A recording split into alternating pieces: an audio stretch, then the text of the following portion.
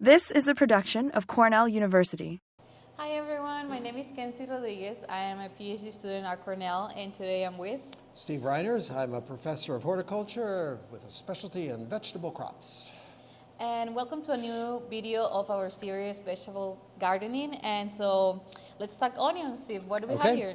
So for home gardeners, they really have three different ways they could start onions. What you very commonly see in the store are what we call onion sets. These are just basically onions that had been planted out as seed very close together a year ago. They're harvested and then they're put into storage, cold storage, to be sold this year.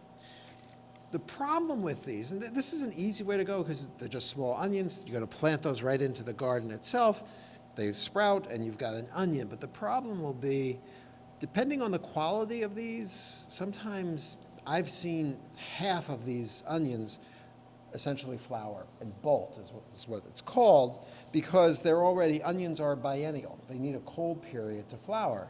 These have already gone through that cold period, so again, it has to be very carefully watched. But if you do use these, a couple of things, you probably, the tendency to look at this and say, well, I'll plant the biggest ones, but you don't want to do that. You want to get the ones that are sort of medium sized, because the biggest ones will be more likely to bolt and flower than if you get the medium-sized ones. So that would be something to look for.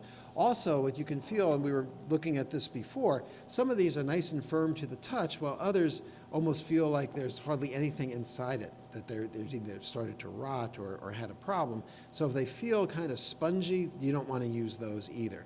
So again, easy to use, easy to get started with these, but I think there's a better way to go, because then the other option would be with seed. Now, onion seed is relatively small, and it takes a long time to germinate.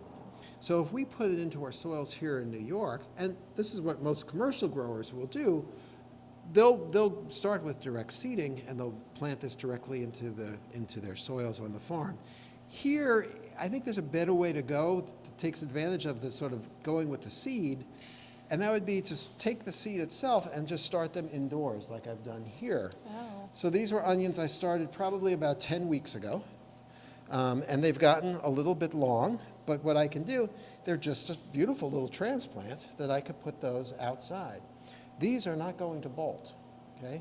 So again, the other thing, you'd say, well, they got kind of a long stem on, right? What you could also do is just go through and you could take all of this off. You could even cut these back just like this, so they're a little bit easier to handle.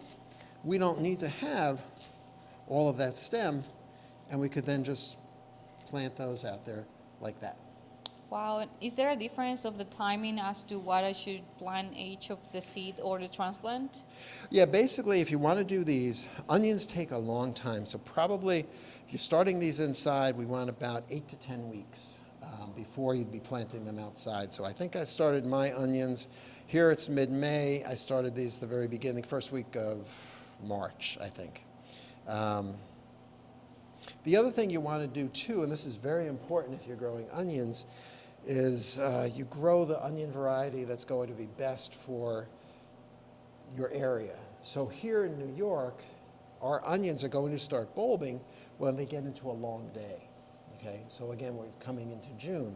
So what you want to do is make sure you get long day onions. If you go with a short day onion, for example, the Vidalia onion that's grown in Georgia is a short day onion. People like the Vidalias, but if you tried to grow them here in our summer, they would never bulb because our days are too long.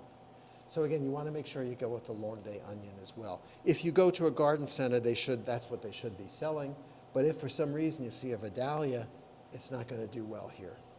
Okay. And how long did you say you had this growing so you can transplant them in the field? I've had this probably for about 10 weeks 10 in weeks. the greenhouse. Yeah. Okay, So awesome. they take longer, but again, you can also, if they get too long, like mine did, you can chop them back. Awesome. Okay, so now we're gonna plant them in the field. Okay. I was showing you the onion transplants before. So basically what you could do is you can be pretty rough with these and just sort of pull them apart like I've got. And then just basically, you're going to put them in just like I have this row here, just like that, cover them up. Boom, you're in.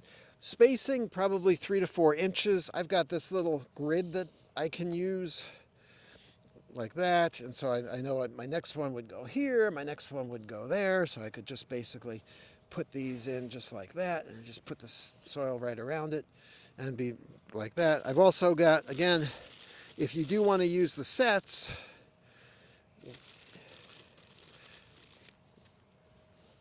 again, you'll probably, I know this, you'll probably say this, of course, but the root part would be here, the top part, the stem would be up here, and for these, just put them in like that, cover them up a little bit, and that's it. You can even leave the top of it just out. It doesn't have to go deep.